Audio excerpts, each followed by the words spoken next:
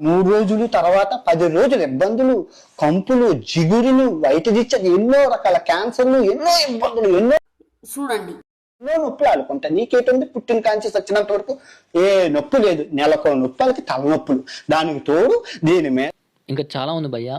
మొత్తం మ్యాటర్ మొత్తం ఏంటంటే ఆ తర్వాత దీని గురించి మాట్లాడుకుందాం. అవి కప్పేసి, తర్వాత డైర్లు కప్పేసి, తర్వాత లంగాలు వేసేసుకొని, ఆ తర్వాత చీర వేసేసుకొని 10 కుర్చీలు.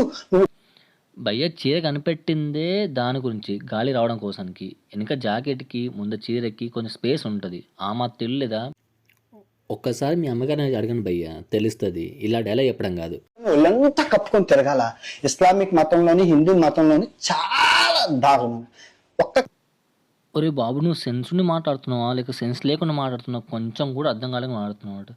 ప్రతి దానికి ఒక పద్ధతి పాడు ఉంటారా నాయన? ఆ విషయం అర్థం చేసుకోరు బాబు ఫస్ట్ నువ్వు. క్రిస్టియన్ మతంలోనే ఆడడానికి స్వేచ్ఛ. అరే బీచ్ల్లోని అమ్మాయిలు అందరూ హ్యాపీగా లేరు. గాలి తగలాలయ్యా. నీకు గాలి తగిలినట్లు వాళ్ళకి గాలి తగ.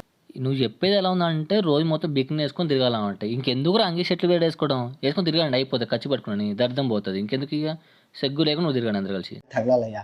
నువ్వురే నువ్వు సీతాదేవి తర్వాత ద్రౌపది ఏ టీషర్ట్లు వేసుకున్నారా నరికేయాలండి. ఆ రోజుల్లోనే రేపు మగ చేయకూడదని చెప్పి అందరూ అంటే అవునా నిజమా అనేట థాయిలాండ్ లో ఉన్నాము. తల్లి, చెల్లి, మా అమ్మ, నాన్న, అమ్మమ్మ అందరూ కలిపి ఉన్నారు. నాకు అర్థం కాలేదు సార్. వాళ్ళ కొడుకు చెల్లి ఏదో తెలుసు, తల్లి ఏదో తెలుసు. బికినీలతోనే బోసుగొడ్డలతోనే ఉన్నారా? ఆడికి తెలుసు. ఆ సిద్ధాంతం నేర్పించాలి. పరాయి. అరే బాబు అనుకున్నారా? బాబు అనుకున్నట్టే అయింది నిజంగానే. బికినీ నేర్కొని తిరగాల. ఒరే మన హిందూ సంప్రదాయం ప్రకారం ఏంట్రా బికినీలు గారా నాయన సచ్చినోడ. రే చీర కట్టుకోవడం మన సాంప్రదాయం రా. మన దేశానికి రెస్పెక్ట్ ఇచ్చేది ఎందుకు? మన సాంప్రదాయానికి, మన ఆచారాలకి ఇచ్చేది. ఇప్పుడు ఒక్కసారి ఈ ఫోటో చూడండి భయ్య, మీకు ఏమనిపిస్తుంది చెప్పండి? దరిద్రంగా ఉందా బాగుందా మీరు చెప్పండి కంపేర్ చేస్తే. స్త్రీని తల్లిలాగా చెల్లిలాగా చూడాలని కన్న తల్లి కన్న తండ్రి నేర్పించాలి. ఆడదాని ఇబ్బందులు తెలియాలి. వచ్చాడమ్మ సిద్ధాంతి. ఇప్పుడు అందరూ ఏం చెప్తున్నారు నాయన? ఇప్పుడు తల్లిని తల్లిలా చూడకుండా ఇంకేం చూస్తున్నారు ఇప్పుడు? అంటే నీ ఉద్దేశం మొత్తం బికినీలు వేసుకొని ప్రపంచం తిరుగుతూ ఉండాలన్నమాట. ఓహో ఇది ముచ్చడా నీకు కావాల్సింది. అంటే దీనివల్ల నీకు వచ్చే లాభం ఏంటి నాకు అర్థం కడుతున్నావు. ఇప్పుడు దీనివల్ల కొంపలే మునిపోతే చీర కట్టుకుంటే నాశనం అయిపోతారు ఏమన్నా? దానివల్ల ఇబ్బంది ఏమైనా వస్తుందా వాళ్ళకి? వారి వాళ్ళకి ఇబ్బంది నీకెందుకు వచ్చి నాకు అర్థం కడుతాను. పిల్లలకి చెప్తే అర్థం అవుతుందమ్మా. వీళ్ళు లంజా కొడుకులకు తెలీదు. మొన్న పద్ధతిగా చీర కట్టుకొని వెళ్ళిన ఆ అమ్మాయిని 6 రేపు చేసి నోట్లో. అరే ఒక్క మగాడు చేసినంత మాత్రాన అందరు చేసినట్టు కారా? అంటే ఒక అమ్మాయి వచ్చేసి అబ్బాయిని చంపుతుంది, భర్తని చంపిన వాళ్ళు చాలా మంది ఉన్నారు. అలా అని చెప్పేసి అమ్మాయిలు అంతా ఆ విధంగా ఉన్నట్టు కాదు కదా. ఎవడో ఒకటి చేసి అని చెప్పేసి అందరి నుంచి కరెక్ట్ కాదు రా నాయన. ఇది మాత్రం పక్క గుర్తుపెట్టుకో. ఆ తప్పు చేసింది ఆ ఎదవన కొడుకులకి. ఒక మంచి చెడు లేకుండా పెంచిన వాళ్ళ తల్లిదండ్రులది. ఏ మగాడు కూడా ఒక అమ్మాయిని ఆ విధంగా చేయమని చెప్పి ప్రోత్సహించడు భయ్య. ఇది మాత్రం గుర్తుపెట్టుకోండి.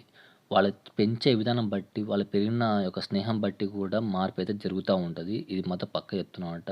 వచ్చపోసారు అటు మొన్న కాశీలో 20 మంది అబ్బాయిలు కలిపి ఒక అమ్మాయి మొన్న 8. ఓకే దీని గురించి నేను ఒప్పుకుండా భయ్య, అది చేసిన తప్పే. కానీ ఇప్పుడు దాని గురించి దీనికి లింకప్ ఏంటి నాకు అర్థం కావట్లేదు. ఇదంతా బాగానే ఉంది కానీ భయ్య, ఇప్పుడు గరికపాటి గారు కానీ శివాజీ గారు కానీ, శివాజీ గారు వచ్చేసి ప్రకృతిగా పోల్చారు, గరికపాటి వచ్చి దేవతగా పోల్చారు. ఇప్పుడు దాని తప్పే మాట నాకు అర్థం కావట్లేదు. ఇప్పుడు చీరలను నిప్పేసుకొని బికిలి కోసమే చేయాలనే విధంగా నువ్వు మాట్లాడుతున్నావు.